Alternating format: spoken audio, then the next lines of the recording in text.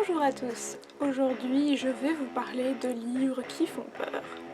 Nous sommes bientôt à la fin du mois d'octobre et qui dit fin du mois d'octobre veut dire Halloween. Et donc je vous ai concocté aujourd'hui une petite série de livres pour tous les âges et pour tous les goûts qui vous mettront dans l'ambiance du moment. Commençons tout d'abord par les livres un peu plus jeunesse avec Miss Peregrine et les enfants particuliers de Ransom Riggs aux éditions Bayard. Ici il s'agit du tome 1. Alors on peut dire que Miss Peregrine ne fait pas vraiment peur, mais on aura tous remarqué les illustrations vraiment creepy à l'intérieur de ce livre. Je pense que voilà, rien que ces illustrations en noir et blanc font quand même assez... Voilà, nous donne quand même la chair de poule. Donc rien que pour ça, je voulais vraiment l'inclure dans cette vidéo Halloween. Donc voilà, je pense que ce sera une très bonne lecture. Et si vous voulez rejoindre ma lecture commune que j'effectue dans le cadre de mon petit club de lecture, j'organise un live show le 31 octobre, justement, le soir d'Halloween. Donc si vous voulez lire ce livre en commun avec nous, je vous conseille d'aller voir toutes les infos qui seront liées ci-dessous, enfin en dessous de la vidéo dans la barre d'infos, à vous inscrire sur mon petit club de lecture, donc qui est un club Facebook, un groupe Facebook, et voilà, et ensuite de venir discuter tous ensemble avec moi sur le live show, donc le 31 octobre, sur ce livre. Si vous lisez en anglais également, je vous conseille fortement The Monstrumologist de Rick Yancey, qui est sa première série pour les jeunes en fait, jeunesse. Donc là c'est vraiment du middle grade, c'est pas du young adult comme la 5e vague.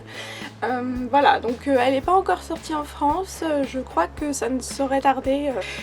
Donc voilà, je vous conseille ce bouquin, franchement il a l'air vraiment génial. En plus les illustrations de chapitres, voilà, parlent pour elles.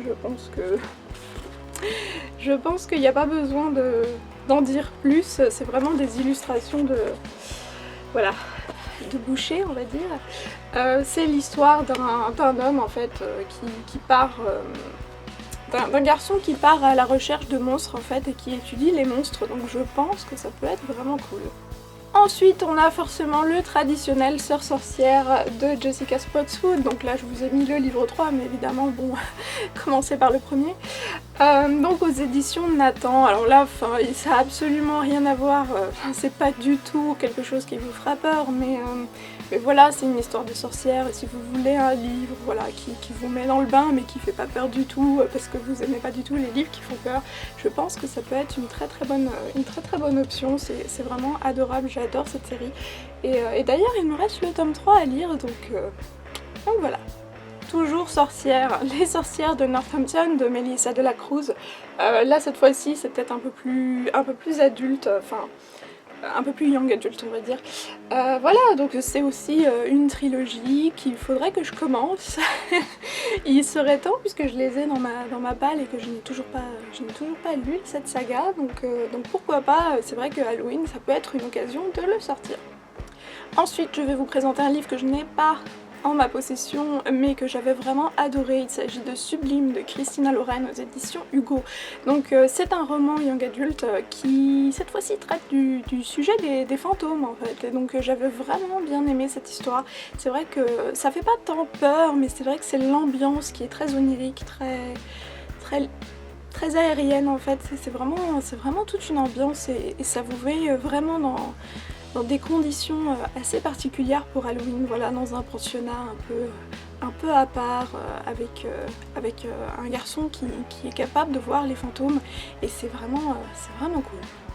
Cette fois-ci en beaucoup plus déjanté, je pense que voilà, vous avez entendu parler de Brainless de Jérôme Noiret aux éditions Gulfstream collection électrogène. Alors ce livre a vraiment tout pour lui parce que voilà, il a en plus de ça la tranche des pages totalement orange.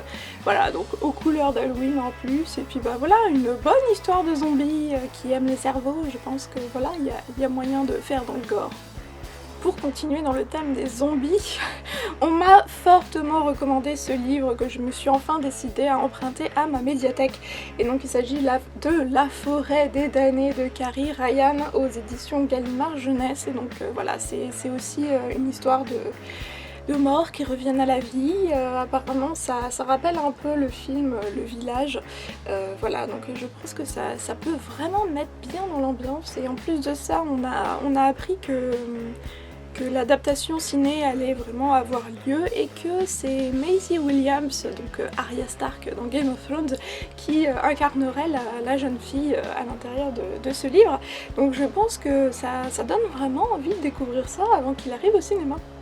Celui-là, je pense qu'on l'a suffisamment vu et forcément il est très bien pour la saison. Il s'agit de Horror Store de Grady Hendrix, pardon, aux éditions 1000 ans et demi.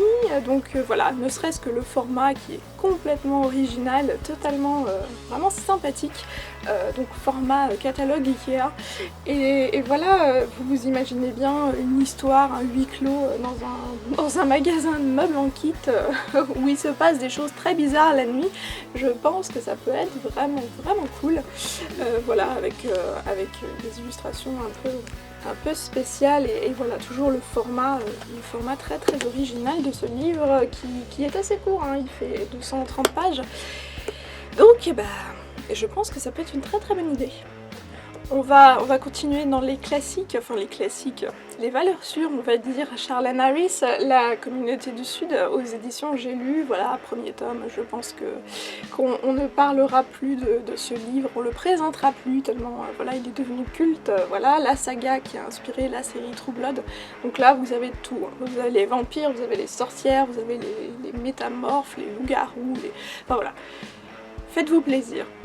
En un peu plus adulte cette fois-ci, tout comme l'était la communauté du Sud, vous avez Anno Dracula. Donc si vous êtes fan de Dracula, voilà, des vampires, je pense que cette réécriture du mythe de Dracula par Kim Newman aux éditions Le Livre de Poche peut vraiment être sympa. Alors attention, ça par contre, tout comme la communauté du Sud précédemment, ce sont des livres plus pour les adultes, et clairement pour les adultes, voilà, qui sont vraiment plus matures au niveau du contenu. Donc voilà, à pas mettre entre toutes les mains, mais ça peut être vraiment sympa. Et en plus de ça, j'adore cette couverture façon pièce de théâtre, etc. avec toutes les personnages et leurs rôles. Donc vraiment très bel objet livre en tout cas. Pour continuer avec le thème de Londres, Whitechapel de Sarah Pinborough. Alors là, on est clairement dans la réécriture du mythe de Jack l'Éventreur.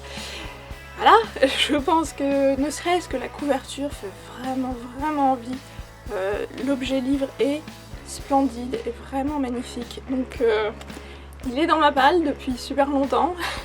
Et voilà, Halloween c'est clairement le moment pour pouvoir sortir ce livre. Donc c'est l'histoire d'un tueur en série qui sévit à Londres en 1888 et qui apparemment réussit à surpasser Jack l'Éventreur. Donc je pense que ça peut être vraiment très beau.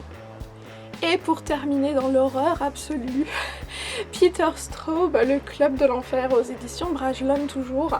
Alors là vraiment c'est un gros morceau d'horreur, hein. Peter Straub qui est un peu à la façon Stephen King, qui nous concocte des romans vraiment chargés en émotions et chargés en tension. Donc là il s'agit d'un thriller voilà, d'un thriller vraiment gore sur un livre qui serait maudit et un tueur qui courrait dégommer toutes les personnes qui s'y intéressent d'un peu plus près. Donc voilà, apparemment c'est vraiment très chargé et c'est une petite brique aussi, donc je pense qu'il y a de quoi se mettre dans le bain.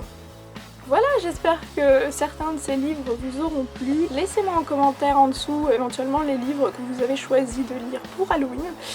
N'oubliez pas non plus le club de lecture de Miss Peregrine, donc si vous voulez participer à la lecture commune et aussi au live show donc, qui aura lieu le 31 octobre sur cette chaîne. Donc n'oubliez pas de vous inscrire, le lien sera en barre d'infos dans l'article. Et voilà, je vous souhaite de très bonnes lectures et ouais, de passer un Halloween bien frissonnant. Salut!